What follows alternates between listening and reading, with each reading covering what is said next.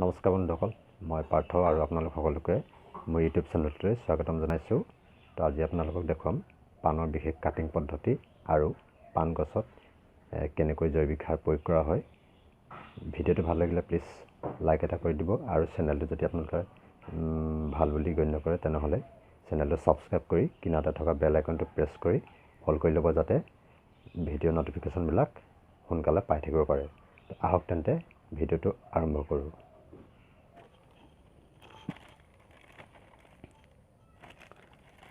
প্ৰথমতে বজাৰৰ পৰা বস্তু অনা এটা 1 কেজি পলিথিন ল'ব আৰু তাতে ইয়াত দেখুৱাৰ দৰে ফুলকৈ মাটি ভৰাই ল'ব। যিমান অলপ মুখলৈকে মাটি ভৰোৱাৰ পাছত এনেকৈ দেখুৱাৰ দৰে মাটি ভৰাই ল'ব, অলপ হেঁচি দিব। হেঁচি দিয়াৰ পাছত পানৰ আগ এনেকুৱা এটা ল'ব। পানৰ আগটো লৈ ইয়াৰ দুটা গাঁঠি থ'ব পাৰে আপোনালোকে।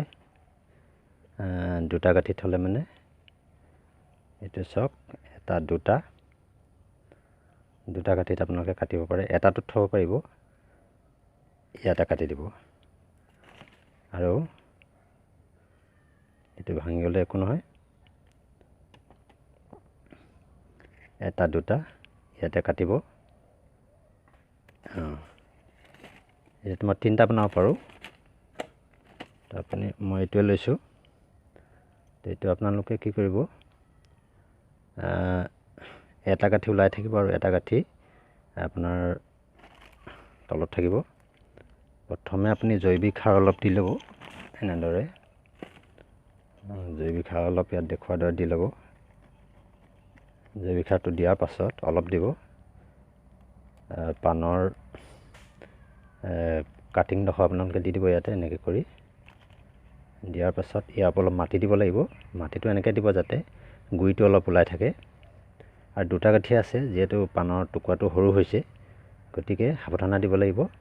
তো মই দেখুৱাই দিছোঁ কেনেকৈ দিব। অলপ মাটি লৈ ল'ব এনেকৈ। মাটি লোৱাৰ পাছত মাটিখিনি অলপ সৰু কৰি প্ৰথম গাঁঠিটোত লাহেকৈ এনেকৈ প্ৰেছ কৰি দিব। বেছি নেহেচিব, যাতে গুৰিটো ওলাই থাকে। আগটো নোলালেও হ'ব, ই মাটি ফাটি পেলানি আপোনাৰ ধৰক পোখা যদি মেলিব থাকে, তো মাটি ফাটি হ'লেও পোখাটো মেলিব। এনেদৰে আপোনালোকে দি দিব পাৰে।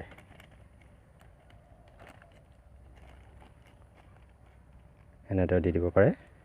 আৰু বৰষুণৰ বতৰত দিব লাগিব, বৰষুণ হোৱা সময়ত দিব লাগিব। এনেকৈ শুকান দিনত নোৱাৰিব, শুকান দিনত আপোনালোকে পানী দি থাকিব নোৱাৰিবতো অনবৰত। তো সেইটো কাৰণে বৰষুণৰ বতৰত দিলে ভাল হ'ব।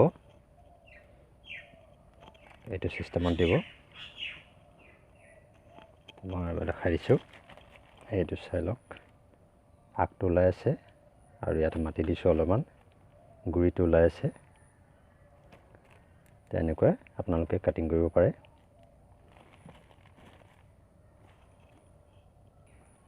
পোন্ধৰ 20 দিনমান হোৱাৰ পাছত আপোনালোকৰ পলিথিনবিলাক ধৰক কাটিংবিলাক কেনেকুৱা আপোনাৰ ধৰক চেহেৰা হ'ব আপুনি চাই ল'ব পাৰে।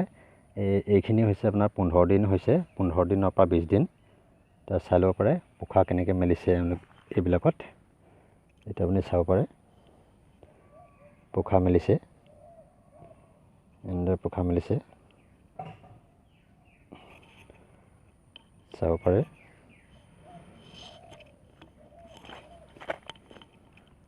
এইটোৱে পোখা মেলিছে। এইখিনি বয়স হৈছে আপোনাৰ 15 পৰা 20 দিন।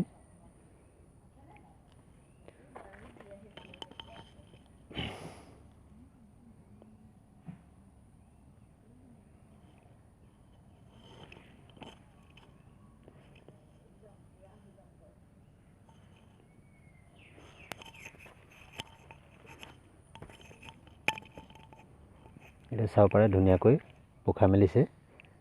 20 দিন হোৱাৰ লগে লগে পানী পাই থাকিব লাগিব খালি, আৰু তেতিয়া আপোনালোকৰ কাটিংখিনি ধুনীয়াকৈ পোখা মেলিব।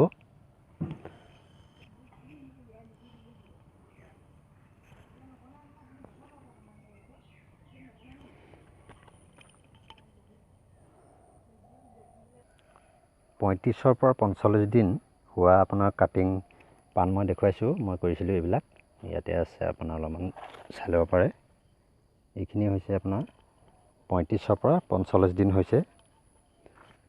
জোপা জোপা দেখাই দিব পাৰোঁ, এইটো চাই লওক। 35 পৰা 45 দিন হৈছে। এইবিলাক এটা আপোনাক ভালকৈ দেখাই দিছোঁ। ইমানটো হ'ব পাৰে।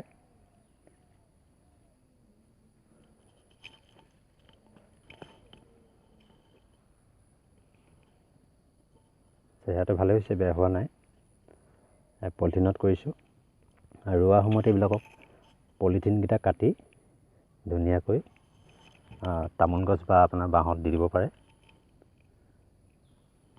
এনেদৰে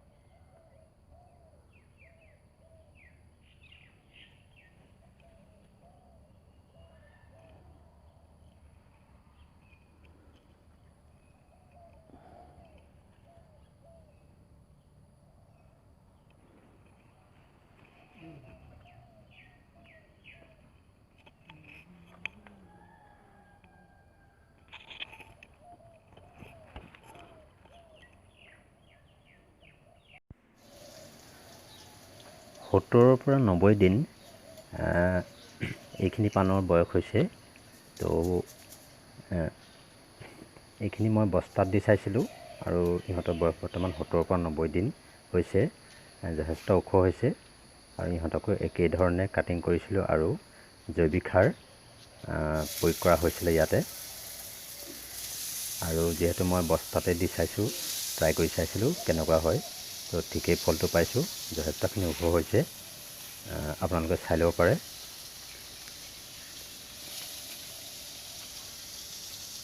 যথেষ্ট ভাল হৈছে, ফলটো ভাল দেখিছোঁ।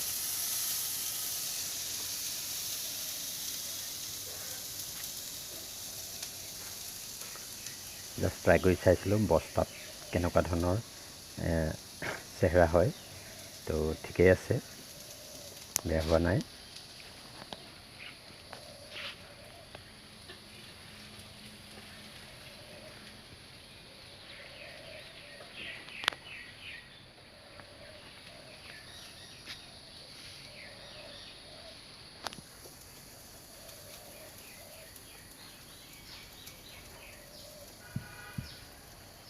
তো আজিৰ ভিডিঅ'টো ইমানেই। নমস্কাৰ।